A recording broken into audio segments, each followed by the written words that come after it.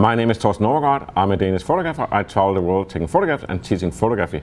Today I'm in Havana, Cuba, and I'll tell you a little trick on how to use the Leica M11.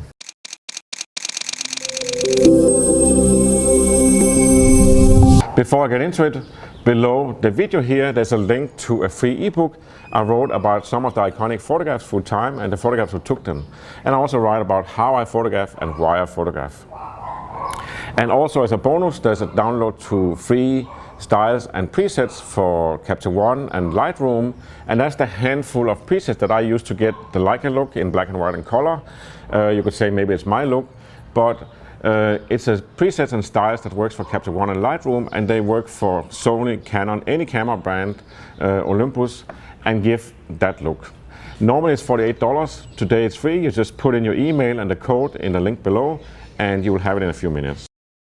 When I get a new camera and I use it a lot, then I have this habit that I write books and free articles and make video classes about it, and the Leica M11 is no exception. In the past I've made a 21-page free on my website article with review and user report how to use the Leica M9, similar for M10, Leica M240, Leica Q and so on, and this is the Leica M11, and I've done the same. I'll put a link if you want to know more about the history of the Leica M11, how to focus it, how it works, all the tricks. There's a link I'll put in one of the corners, and below the video I'll put a link to the class so you can go check it out. So here's one trick for the Leica M11 that you might agree or not agree with, but I'll tell you about it anyways, because the thing is, when you use live view on the Leica M11, and that means like you look at the screen, you use the screen here to focus here, or you put on an EVF here like this. Then when you look through the EF here, then you will see when you focus, as soon as you turn the focus here, it turns off focus aid. And part of the focus aid is that you have a red outline where it is sharp, and that's kind of like something that Leica picked up. Since they had the first Leica M240 in 2013, that was the first Leica M with live view, and where you could see the picture digitally from the sensor. They picked up this idea from Fuji and other brands that, oh, we're going to have like a focus outline because that makes it easier to focus. And that is kind of right. If you have a really not that great viewfinder, electronic viewfinder, then you can't really see when it's sharp. So you need like an outline to tell you when it's sharp. And frankly, Leica doesn't really need that. You could say one thing is Leica, the optics in front of the EVF is very good, but also resolution and everything have improved, and you also have that you can zoom in to the picture.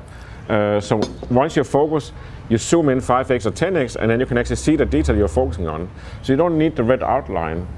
And here's the thing where you can agree or disagree, but if you use, for example, 28mm 1.4, which is a low light lens, but the idea with a 28 1.4 is that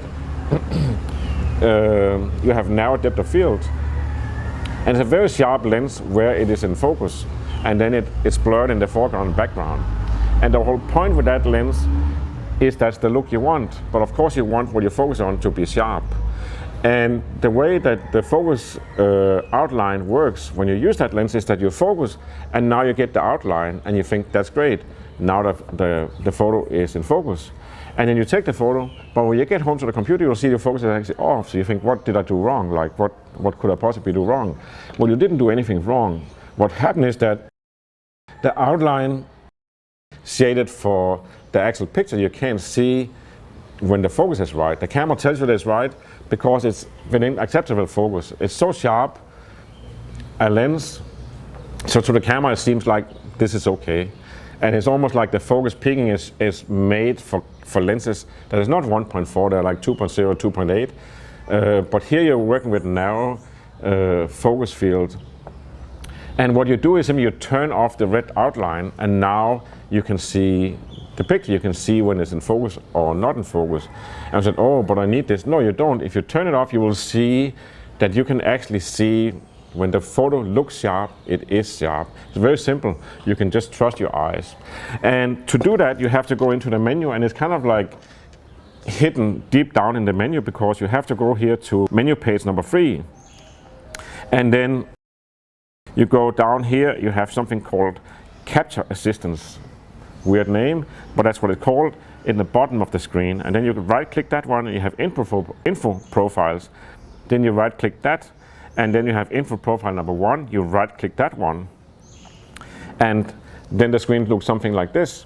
And what you have on this is info bars is on, and that is the info bar on the top and the bottom telling the ISO, the shutter speed, and so on. So that's great to have. So that should be on. Everything else here is turned off. So grids is turned off, that's like lines on the screen. Clipping is turned off, that's the blinking for over or underexposure. And here it comes, focus peaking is turned off.